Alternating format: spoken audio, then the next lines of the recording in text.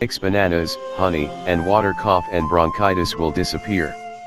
If you have ever suffered from a chronic cough and bronchitis, you know that it can be an unpleasant experience which can last for a longer period of time, causing many difficulties for us. Treating these health issues has always been a challenge even for the conventional medicine.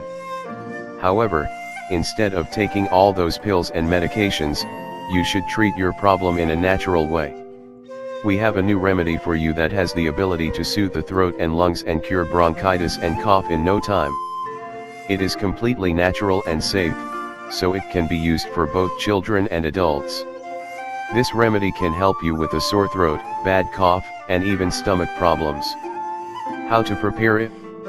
Needed ingredients: 400 ml boiling water, 2 medium ripe bananas with dots, 2 tablespoons of honey.